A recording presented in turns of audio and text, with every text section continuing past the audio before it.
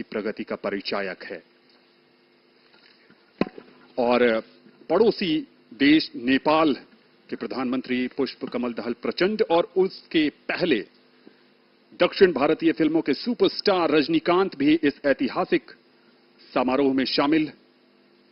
और नेपाल के प्रधानमंत्री एक तरफ से आ रहे हैं और दूसरी तरफ लोगों की जो उत्सुकता है वो रजनीकांत की तरफ भी। पुष्प कमल दहल प्रचंड। नेपाल के प्रधानमंत्री श्री पुष्प कमल दहल प्रचंड और उनके साथ उनकी पुत्री, आगमन हो रहा है उनका यहां राष्ट्रपति भवन के प्रांगण में।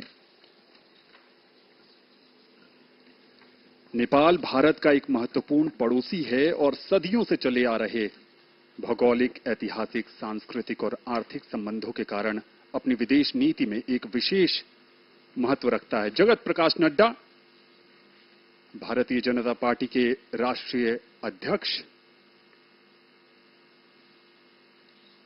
साक्षी महाराज जो राजनीति में भी हैं और अध्यात्म में भी। संजीव, इस बार इस बात की भी लोगों में दिलचस्पी है कि क्या जगत प्रकाश नड्डा को संगठन के प्रभार से हटाकर मंत्री पद मिलेगा। भूटान के प्रधानमंत्री श्री शेरिंग तोब्गे का आगमन।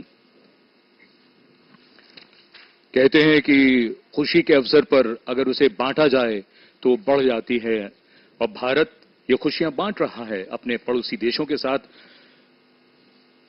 And Bhutan is the birthplace of the concept of Gross National Happiness Index, which is given first priority in the country. इस बीच रजनीकांत यहां पर उपस्थित लोगों से बातचीत करते हुए भूटान का जिक्र कर रही थीं। जसलीन, भारत भूटान का सबसे बड़ा व्यापारिक साझेदार है। इसके निर्यात और आयात में महत्वपूर्ण हिस्सेदारी भारत की है।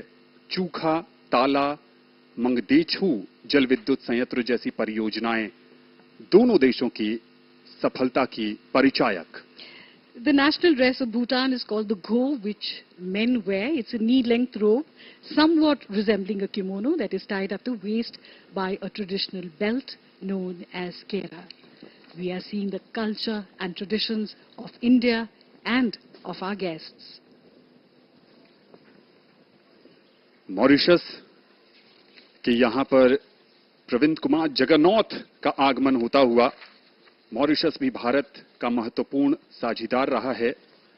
भारत ने औपचारिक रूप से 1948 में राजनयिक संबंध बनाए थे और तब से लेकर आज तक संबंधों की एक नई पटकथा मॉरिशस के साथ प्रधानमंत्री नरेंद्र मोदी के नेतृत्व में बीते 10 वर्षों में भी लिखी गई है। एक एक करके यहां पर